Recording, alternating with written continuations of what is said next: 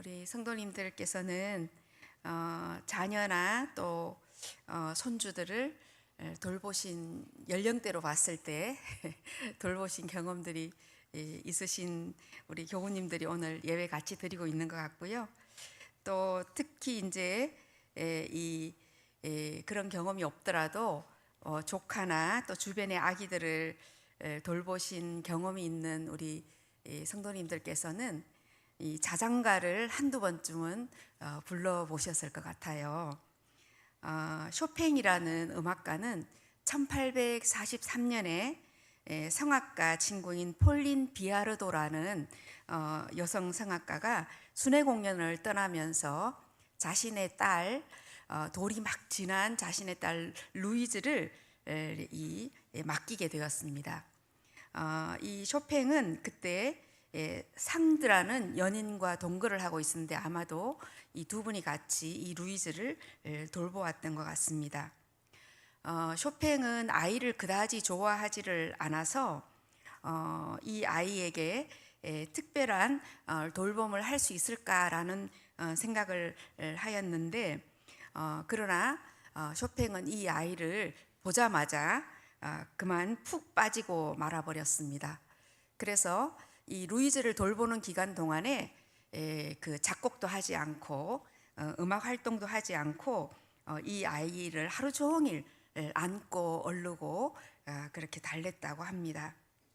그렇게 해서 태어난 곡이 이 바로 쇼팽의 자장가, 우리가 잘 알고 있는 쇼팽의 녹턴이라는 곡입니다. 우리 성도님들은 쇼팽의 녹턴을 한 번쯤은 들어보셨겠죠? 네, 설마 제가 여기에서 부를 수는 없고, 네, 이따가 유튜브로 꼭 한번 들어보시면 너무나 아름다운 그 루이즈와 쇼팽의 그 정말 그 뭐랄까요, 귀한 사랑스러운 그런 만남을 아마 상상해 보실 수 있을 것 같습니다. 우리는 사랑스러운 아이에게 휴식을 제공하기 위해서 아이를 재우고 또 자장가를 불러서 잠 속으로 들어가게 돕지요. 하지만 아이는 긴 밤잠이나 짧은 낮잠을 자고는 일어나게 됩니다. 또 우리는 아이가 일어나지 않으면 아이를 깨우지요. 이 사실 잠이라고 하는 것은 깨기 위해서 있는 것이지 잠을 자기 위해서 깨어 있는 그런 경우는 사실은 별로 맞지 않는 이야기다, 이렇게 볼 수도 있을 것 같습니다. 우리들도 이 아기들과 마찬가지로 육신의 휴식을 위해서 잠을 잡니다.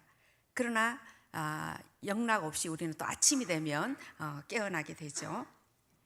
자, 그런데 오늘 우리가 읽은 이 본문의 말씀은 육신의 깨어남이기도 하지만 이 예수님이 일으키신 치유 기적의 이사들은 매우 비유적이기도 합니다. 그런 의미에서 봤을 때 오늘 이 야이로의 딸의 그 치유의 기적은 우리 영혼의 깨어남, 우리의 영의 깨어남에 대한 비유적인 이야기다, 이렇게 볼 수 있습니다. 우리 성도님들은 어떠하십니까? 육신은 밤에 잠을 자고 또 아침이 되면 깨어나고 하지만 우리의 영은 이러한 쉼과 또 깨어남을 반복해서 하고 있는가라는 생각을 해보게 되죠. 우리의 뇌는 정말 신기하게 생겼습니다. 우리의 의식은 한 번에 한 가지에만 집중을 할 수가 있습니다. 그렇기 때문에 우리가 우리의 영이 깨어 있다라고 했을 때에는 많은 말로 설명을 할 수 있겠지만 우리가 하나님의 임재 앞에, 하나님의 존재 앞에 깨어 있다라고 이렇게 할 수 있을 것입니다. 그러나 우리의 의식은 한 번에 한 가지밖에는 집중할 수가 없기 때문에 여러분들이 뭔가 노동을 하고 있거나 또 혹은 책을 읽고 있거나 또 혹은 여러분들이 누군가와 만남을 이루면서 대화를 하고 있거나 할 때에는 우리는 그것에만 집중할 수 있지 두 가지를 한꺼번에 우리 의식은 집중할 수 없도록 이렇게 뇌가 만들어져 있다라는 것을 생각하면 우리가 우리의 영이 하나님 앞에, 하나님의 존재 앞에, 하나님의 임재 앞에 이렇게 깨어 있게 하기 위해서는 우리의 의식을 항상 뭔가에 집중해 있던 것으로부터 돌릴 수밖에 없는 그런 정말 생리학적인 그러한 한계를 가지고 있다, 이렇게 볼 수가 있겠습니다. 오늘 예수님의 치유 사역은 이 잠과 깨어남, 또 혹은 죽음과 부활, 생명과 죽음이라는 장면들을 매우 극적으로 펼쳐서 보여주고 있다, 이렇게 생각해 볼 수가 있을 것 같습니다. 우리는 이 유한한 인간의 상태이기 때문에 날마다 불안과 두려움으로 우리의 일상을 만나는 그런 경우들이 많이 있습니다. 우리가 만약에 의식하지 않는다면, 우리가 인지적으로 노력하지 않는다면 우리는 어쩌면 이 불안과 두려움에 매우 압도가 되거나 혹은 흔들리는 삶을 살 수밖에 없겠지요. 그러나 우리는 의식적으로 우리가 하나님 앞에 살아있는 존재, 생명과 부활을 소망하면서 살아가는 존재다라는 것을 의식적으로 자꾸 가져오면서 그 경계선에 서서 하루하루 비틀거리면서 살아가는 그런 존재가 아닌가, 이런 생각을 오늘 본문의 말씀을 보면서 생각해 보았습니다. 우리가 읽은 이 본문에서 우리에게 죽음, 말하자면 인간의 삶의 유한성에서 우리의 의식이 살아있는 동안 우리의 일상 가운데에서 생명과 부활이라는 소망으로 가는 길, 또 혹은 우리의 생명이 다 하여서 이제 정말 우리의 육신의 생명이 모두 다 소멸하는 그러한 상태에서 우리가 다시금 부활이라는 소망으로 가는 길, 이 길에 있어서 우리는 하나의 매개체가 있음을 알게 됩니다. 그것은 바로 믿음입니다. 오늘 이야기의 주인공도 바로 이 깨어남에, 말하자면 생명과 부활로 가는 그 길목에서 믿음이라는 매개체를 사용하고 있는 것을 볼 수가 있습니다. 예수님께서 자신의 딸을 죽음으로부터 깨워서 일어나게 해 주실 것이라는 야이로의 믿음, 이 믿음은 오늘 이 본문의 말씀을 통해서 어떠한 믿음이었는가, 또 혹은 야이로는 예수님께서 깨우실 때에 어떠한 깨어남의 경험을 하게 되는가 하는 것은 오늘 우리의 믿음을 다시 한 번 더 돌아보는, 또 혹은 숙고하는 그러한 과정에 매우 큰 도전이 되겠다, 그런 생각을 해봅니다. 사도 바울도 늘 이 깨어남에 대한 권면을 하였는데요.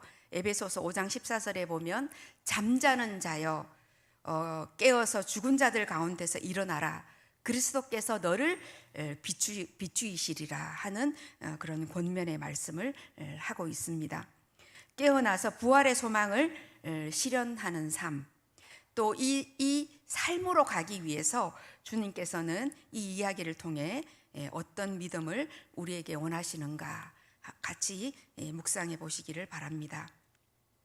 첫 번째로 이 야이로의 믿음은 오직 자신의 존재로만 하나님 앞에 나아가는, 조금 더 설명하면 야이로에게 씌워져 있는 혹은 덧입혀져 있는 모든 가면을 벗어던진 그러한 믿음의 상태로 주님께 나아갔다, 이렇게 볼 수가 있습니다. 5장 22절에서 23절 말씀을 함께 같이 읽겠습니다. 시작. 회당장 중에 하나인 야이로라 하는 이가 와서 예수를 보고 발 아래 엎드려 간곡히 구하여 이르되 내 어린 딸이 죽게 되었사오니 오셔서 그 위에 손을 얹으사 그로 구원을 받아 살게 하소서 하거늘. 야이로는 회당장이죠. 회당장이라는 그러한 직함을 가지고 있습니다. 이 예수님 당시의 유대 사회는 사회적으로 종교적으로 이렇게 계층이 있었다는 것을 우리 성도님들은 잘 아실 것입니다. 사회적 계층으로 나누어서 보면은 회당이 있고, 그 다음에 공회가 있고, 그 다음에 성전이 있고, 그 다음에 자유처소, 이렇게 4개의 계층으로 나누어져 있습니다. 회당은 매우 중요한 유대 사회의 공간이었는데요. 이 회당은 기도를 하는 장소이기도 하고, 또 집회를 하는 장소이기도 하고, 그리고 어떤 교육이나 학습을 위해서 모이는 그런 중요한 장소입니다. 또한 예루살렘 성전이 무너진 이후에 이 회당은 유대 사회에서 매우 중요한 역할을 하였습니다. 그래서 단지 이 이스라엘에만 회당이 있었던 것은 아니고 유럽의 여러 지역에 가보면은 회당이 있는 것을 볼 수가 있습니다. 제가 그 중앙 유럽에 갔을 때에도 체코의 프라하에 회당이 있는 것을 방문해 본 적이 있습니다. 회당은 이 유대인들에게는 매우 중요한 공간이었기 때문에 이 회당의 지도자를 뽑을 때에 이 일반적인 서민들이 참여할 수가 있었습니다. 그래서 회당장은 성직자가 아니고 일반인들 중에 상당히 명명이 있거나 존경을 받을 만한 그런 인물들이 회당장으로 뽑히게 됩니다. 그러면 이 회당장은 회당에서 성직을 이끌어가는 성직자는 아니지만 그는 회당의 건물을 유지하고 또 운영하고 또 보존할 그런 책임을 질 뿐만 아니라 예배의 질서와 신성함을 유지하는 그런 책임을 맡고 있고, 뿐만 아니라 율법의 낭독이나 설교를 할당하는 권리를 갖고 있었습니다. 그랬기 때문에 이 회당장이 랍비들에게 율법을 해석할 수 있는 그런 차례를 정해주거나 또 혹은 그러한 순서를 맡기거나 하는 막강한 권력이 있었기 때문에 이 회당장은 상당한 권력을 행사할 수가 있었다, 이렇게 볼 수가 있습니다. 또 이 회당장의 밑에는 회당장의 조수인 핫잔이 있었고 또 그 아래에는 랍비들이 있었습니다. 이렇듯이 야이로는 회당장이라는 아주 사회적으로 무시할 수 없는 힘과 권력을 가진 그러한 위치에 있었고, 종교적인 지도자는 아니었지만 매우 성직자들도 상당히 이 회당장의 그 입지와 또 의견을 중요하게 여길 수밖에 없는 그런 위치에 있었다, 이렇게 볼 수가 있습니다. 그런데 오늘 야이로는 가면을 몽땅 벗어 던져버렸죠. 왜 그랬을까요? 야이로 앞에 고난이 닥쳤기 때문입니다. 여러분들은 고난을 다 피해가고 싶으시죠? 저도 마찬가지입니다. 그러나 우리가 모든 나에게 더 씌워진 가면과 나의 옷들을 벗어던질 수 있는 순간은 우리가 고난을 만나는 순간입니다. 고난을 만날 때 우리는 내 존재 있는 그대로 하나님 앞에 나아갈 수 있는 것을 오늘 야이로의 이야기에서 우리는 볼 수가 있습니다.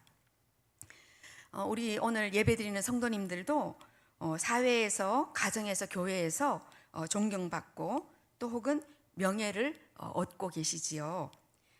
우리 성도님 중에는 장로님들도 계시고 권사님들도 계시고 또 안수 집사님, 또 그냥 서리 집사님, 또 혹은 구역장이나 또 혹은 성가대원이나 교회학교 부장이나 교사나 또 가정에서는 부모이고 또 혹은 조부모이고, 그리고 사회에서는 여러 가지 다양한 직책과 포지션들을 가지고 계실 것입니다. 그러나 우리는 어떤 순간에 이 가면을 모두 다 벗어 던져야 되지요. 이 어둠과 죽음의 권세에 딸을 내어줄 수밖에 없는 이 야이로의 위험천만한 상황, 이 상황에서 야이로가 선택했던 것은 그에게 영향력을 끼치는 그 당시에 제사장이나 서기관들이나 그러한 종교적인 지도자들이 아니고 어쩌면 별반 힘도 권력도 없어 보이는 뭔가 한때에 들불처럼 피어났다가 사라져 버릴 것만 같은 그러한 메시아라고 자처하는 예수라는 청년 앞에 그는 무릎을 꿇었습니다. 여러분들은 그럴 수 있을까요? 어떠세요? 자식 앞에 못할 일이 없다고 하지만 못할 일이 있을 수도 있습니다. 자기 것을 지키기 위해서는. 야이로는 사회적인 명예와 힘을 포기한 채 예수님 앞에 나아갔습니다. 그냥 어린 소녀의 아비로서, 연약한 아비로서 딸을 살려야 한다는 그 마음으로 그는 예수님 앞에 나아갔지요. 이러한 그 존재로서 하나님 앞에 서는 일은 바로 우리가 주님을 진짜로 의지할 수 있고 또 그분과 진정한 만남을 시작할 수 있는 그런 기초가 됩니다. 그렇기 때문에 하나님께서는 우리에게 때때로 고난을 허락하십니다. 여러분들 혹시 고난 앞에 서 계신가요? 그렇다면 지금이 바로 주님과의 인격적인 교제가 시작되는 시기입니다. 다음으로 해당장은 인내하면서 절제하는 믿음을 보여주었습니다. 35절에서 36절 말씀을 함께 읽겠습니다. 시작. 아직 예수께서 말씀하실 때에 회당장의 집에서 사람들이 와서 회당장에게 이르되 당신의 딸이 죽었나이다. 어찌하여 선생을 더 괴롭게 하나이까? 예수께서 그 하는 말을 곁에서 들으시고 회당장에게 이르시되 두려워하지 말고 믿기만 하라 하시고. 그토록 염려하고 그토록 걱정하던 결말이 다가왔죠. 아이가 죽었습니다. 회당장 야이로는 예수님 앞에 머물 이유가 더 이상 없어졌죠. 야이로의 집안에서 온 사람들은 이제 그만하라, 이제 그만 그 예수님이라는 분을 괴롭혀라, 이제 다 끝났다, 이렇게 말합니다. 우리가 이태원 참사 희생자들의 유가족들이 국회 앞에서, 이태원에서, 용산에서 내 자식의 죽음의 진상을 밝혀달라고 소리를 칩니다. 애원하고 구걸하고 무릎을 꿇죠.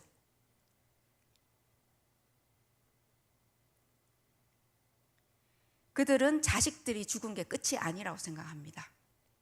죽음의 진상을 밝혀야 비로소 그 아이의 죽음을 헛되지 않게 할 수 있고 또 진짜 애도가 시작된다고 그들은 생각하기 때문입니다. 야이로도 어쩌면 이태원 참사의 유가족들처럼 그런 심정이었을까? 이런 생각을 해보았습니다. 야이로는 포기하지 않습니다. 그랬을 때 예수님은 이렇게 말씀하십니다. 두려워하지 말고 믿기만 하여라. 아이의 죽음 앞에서 이 말에 귀를 기울일 수 있는 믿음이 우리는 과연 있을까요? 아이가 죽는 게 아니라 뭔가 조금만 잘못돼도 내 생각이나 기대대로 되지 않아도 또 혹은 아이가 아프고 괴롭힘을 당할 때에 우리는 주님께서 두려워하지 말고 믿기만 하여라 이렇게 말씀하실 때 우리는 그 말씀을 마음에 둘 수 있을까요?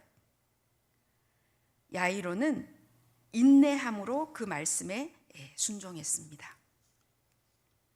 아이의 목숨이 경각에 달렸고 시간을 다투는 사이에 12년 동안이나 혈류증을 앓던 여인이 예수님의 발걸음을 붙잡았습니다. 예수님은 그 여인을 치유하기 위해서 상당한 시간을 허비하셨습니다. 아마 야이로는 정말 속이 타들어갔을 것입니다. 하지만 그는 인내하였고 예수님의 선택 앞에 그저 기다릴 수밖에 없는 것을 그는 깨달았던 것입니다. 그런 예수님을 믿었고 또 그의 행하심 앞에 자신의 의견과 주장을 모두 내려놓았습니다. 조급함과 불안과 두려움의 감정들을 절제하면서 예수님을 믿는 믿음으로 인내하였습니다. 사랑하는 성도 여러분, 우리의 신앙이 점점 성숙할수록 우리는 예수님이 우리의 감정 쓰레기통이 아니라는 것을 점차 알게 됩니다. 우리가 초보적인 어린아이의 신앙의 상태에 머물렀을 때에는 우리는 예수님 앞에 나아가서 우리의 감정을 토로하면서 울부짖습니다. 그리고 원망하고 떼를 쓰고 화를 냅니다. 그러나 우리의 신앙이 점점 자라나 성숙한 상태로 들어가게 되면 우리는 예수님 앞에서 스스로의 상태를 고요히 성찰하고 견디면서 주님의 행하심을 기다리고 절제하는 모습으로 변화되어 가는 것을 느낄 수가 있게 됩니다. 이제 우리는 주님의 진짜 사랑의 대상으로 성숙하게 예수님과 그 사랑을 나눌 수 있는 그러한 관계로 나아가는 것입니다. 우리는 때로 타인의 자아를 함부로 다룰 때가 많이 있습니다. 다른 이의 감정이나 생각, 주장이나 요구에 대해서 조급한 마음으로 판단하고 평가하고 가르치고 알려주고 싶어 합니다. 이러한 모습들은 사람에게뿐만 아니라 하나님에게도 그대로 적용이 됩니다. 하나님을 내 속도에 맞추고 싶어 하고 내 욕구를 그때 내가 원할 때 들어주셔야 하는 그런 존재로 여기면서 불평하고 원망하고 떼를 쓰게 되는 것입니다. 우리는 그 누구도 우리의 감정의 쓰레기통으로 사용할 권리가 없습니다. 우리가 교회 공동체 안에서 모일 때에도 내가 만나는 사람이 장로님이니까, 내가 만나는 사람이 목회자이니까, 혹은 내가 만나는 사람이 권사님이니까, 혹은 내가 만나는 사람이 구역장이니까 그 사람을 내 감정의 쓰레기통으로 삼아서 거기다가 나의 모든 불평과 원망을 쏟아내고 내 불안한 감정들을 거기다가 던질 권리는 아무도 없다라는 것입니다. 하나님과의 관계에서도 마찬가지입니다. 하나님께서는 우리가 어린아이이기 때문에 그것을 견디고 받아주시고 참아주십니다. 그러나 하나님께서는 우리가 줄곧 그렇게 하기를 원하시지 않는다는 것입니다. 성도들과의 관계도 마찬가지입니다.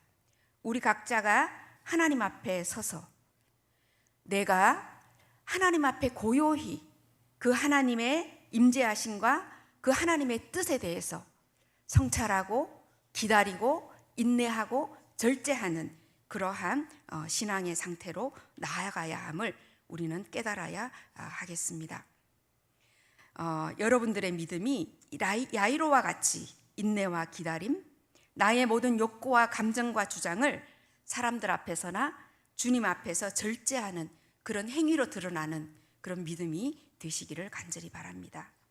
이제 마지막으로 회당장은 깨어남의 신앙을 통해서 예수님의 참 제자가 되었습니다. 40에서 41절의 말씀을 함께 읽겠습니다. 시작. 그들이 비웃더라. 예수께서 그들을 다 내보내신 후에 아이의 부모와 또 자기와 함께한 자들을 데리시고 아이 있는 곳에 들어가사 그 아이의 손을 잡고 이르시되 달리다굼 하시니 번역하면 곧 내가 내게 말하노니 소녀야 일어나라 하심이라. 예수님은 죽음의 권세가 만연한 장소에 야이로를 초대하셨습니다. 베드로와 야고보와 요한, 즉 말하자면 예수님의 찐 제자들과 함께 야이로와 그의 아내는 초대받았습니다. 그리고 야이로는 목격했습니다. 소녀야 일어나라. 딸은 곧 일어나서 방을 이리저리 걸어 다녔습니다. 사망과 죽음의 권세가 맥을 추지 못하고 생명과 부활의 능력이 일어난 현장에 야이로는 서게 되었습니다. 딸만이 깨어난 것이 아니라 바로 이때 야이로 자신도 잠자던 신앙에서 깨어남의 신앙으로 들어가는 놀라운 경험을 하게 됩니다.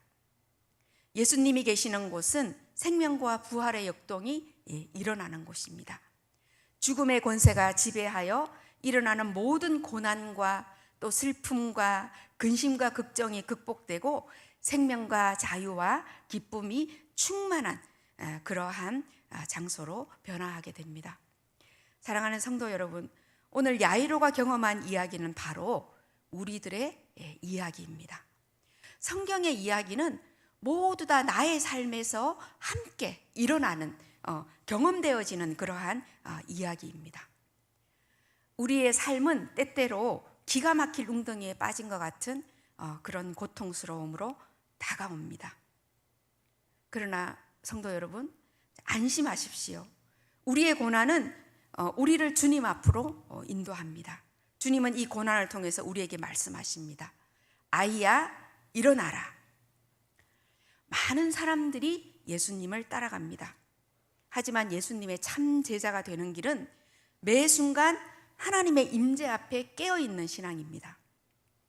오늘 우리가 읽은 이 야이로의 딸의 치유 기적의 이야기에 있어서 깨우시는 주님의 음성에 응답하는 사람들은 매우 소수라는 것을 알 수 있습니다. 예수님께서는 바닷가에서 따라오는 큰 무리들 앞에 군대 귀신, 그라사의 군대 귀신을 쫓아내셨습니다. 또 예수님은 길 위에서 12년이나 혈류병을 앓던 여성의 병을 치유하셨습니다. 그러나 야이로의 집에 초대된 사람들은 베드로와 요한과 야고보와 야이로와 야이로의 아내뿐이었습니다.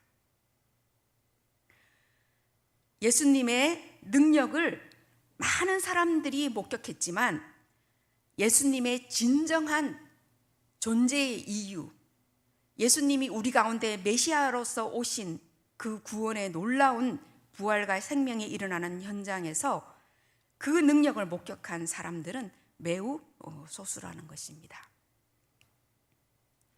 사랑하는 성도 여러분, 여러분들도 길 위에서 혹은 바닷가에서 사람들에게 떠밀려 가면서 예수님을 만나셨겠지요. 그러나 우리가 예수님을 진정으로 만나는 순간은 바로 집에서라는 것입니다. 그 집에는 들어가는 사람들이 제한되어 있습니다. 어떻게 그 집에 들어갈 수 있을까요? 그것은 오늘 야이로의 믿음의 모습을 보면 우리는 알 수가 있습니다. 우리의 두려움과 우리의 불안을 내려놓고 내가 있는 그대로 주님 앞에 나아갈 때, 인내하며 절제하며 나의 믿음이 나의 삶에 드러날 때, 그리고 언제나 주님 앞에서 깨어있는 신앙으로 있고자 할 때 우리는 바로 집으로 초대받을 수가 있다는 것입니다. 제가 좀 전에 말씀드린 것처럼 우리의 뇌는 한 번에 한 가지만 의식할 수 있다 말씀드렸잖아요. 그죠? 그래서 제가 한 가지 구체적인 방법을, 깨어있는 구체적인 방법을 제안하려고 합니다. 저는 2시간에 한 번씩 알람을 맞춰 놓습니다. 그래서 요리를 하다가도, 책을 읽다가도, 혹은 설교 준비를 하다가도, 혹은 살짝 잠이 들었다가도 그 알람의 소리에 저는 깹니다. 그럴 때에 저는 잠시 1분이나 2분 정도 고요히 눈을 감고 하나님의 임재 앞에 있기 위해서 의식을 바꾸어 놓으려고 애를 씁니다. 제가 오늘 이 말씀을 준비하면서 우리 성도님들께 한 가지 방법을 더 제가 알려드리려고 했습니다. 이게 뭐냐면은 이게 이제 심리치료할 때 가끔 사용하는 방법이기도 한데요. 이 쇄골 위로 내 손을 이렇게 한번 올려보세요. 네, 이렇게 좀 다르지요, 느낌이. 말하자면 여기 이렇게 밑에 놓는 거하고 이 위에 쇄골 쪽으로 손을 이렇게 올리는 거하고는 좀 느낌이 다르실 거예요. 네, 오늘 여기에 보면 달리다굼이잖아요. 달리다굼. 달리다굼 이렇게 하셔도 되고, 우리 성도님들이 자기 이름을 부르면서 만약에 제 이름을 부른다면 은미야 일어나라, 이렇게 주님의 임재 앞에 깨어나는 거죠. 예. 여러분들도 때때로 운전하시는 자동차 앞에 그렇게 어떤 심볼을 달아 놓으셔도 되고요. 근데 그 잘 안 보더라고요. 저도 십자가 달아놨는데 잘 안 보거든요. 아니면 냉장고 앞에, 혹은 화장실 변기, 내가 시선이 잘 머무는 곳 앞에 어떤 심볼들을 달아놓고 하나님의 임재를, 내 의식을 그쪽으로 갖고 오는, 한 번에 한 가지 생각밖에 못하도록 만들어졌으니까 그게 우리의 한계예요. 그러니까 아이를 야단치다가도 갑자기 알람이 울리면 엄마 잠깐만 화장실에 갔다 올게 하고 화장실 변기에 앉아서 하나님의 임재를, 누구야 일어나라 하는 그 소리를 여러분들 속으로 하셔도 되고 혹은 소리내서 하셔도 되고, 그러면서 하나님의 임재 앞에 여러분들이 깨어있는 신앙으로 가면 갈수록 더 많은 일상의 부활을 경험할 수 있다는 것입니다. 그래서 여러분들이 집에서 예수님을 만나는 그러한 만남이 이루어지면 정말 좋겠다 하는 생각이 듭니다. 성도 여러분, 오늘 예수님께서 야이로의 딸의 손을 잡고 아이야 일어나라 이렇게 하신 말씀은 유대인들이 아침에 아이들을 깨울 때 하는 말입니다. 달리다굼 이렇게 여러분들 오늘 집에 가셔서 이제 애들 깨울 때 그렇게 하셔도 됩니다. 네, 주님께서는 여러분들의 손을 잡고 여러분들을 깨우시죠. 주님 앞에 있는 존재, 우리 일상의 삶 속에서 날마다 부활을 경험하는 존재, 유한한 시간 속에 살면서도 영원한 생명을 경험하는 그러한 존재라는, 깨어있는 성숙한 신앙의 삶을 살아가도록 오늘도 주님께서는 초대하신다라는 것을 잊지 않는 그러한 신앙인이 되시기를 바랍니다. 바닷가에서, 길 위에서 사람들과 함께 떠밀려가는 그런 신앙이 아니고, 집으로 초대되어서 우리를 인격적으로 만나기를 원하시는 그 주님의 초대에 응답하는 여러분과 제가 되기를 간절히 원합니다. 기도하겠습니다. 사랑의 주님, 고난 앞에 우리는 흔들리고 압도되며 살려달라고 주님 앞에 소리칠 수밖에 없습니다. 주님, 그러나 부활의 산소망은 그 고난을 넘어서 서 계시는 주님을 바라보는 일임을 저희들이 오늘 또한 깨닫습니다. 주님, 우리를 불쌍히 여기사 우리가 주님 앞에 정말 부끄러운 모습이지만 벌거벗고 나아갈 수 있는, 우리의 온 존재가 주님 앞에 무릎으로 나아갈 수 있는 귀한 믿음을 허락하여 주시고, 우리의 삶 속에서 인내하고 절제하며 깨어남의 신앙 가운데 초대하시는 주님의 음성에 응답하는 우리가 되도록 축복하여 주시옵소서. 감사드리며 예수님 이름으로 기도합니다. 아멘. 말씀 기억합시다.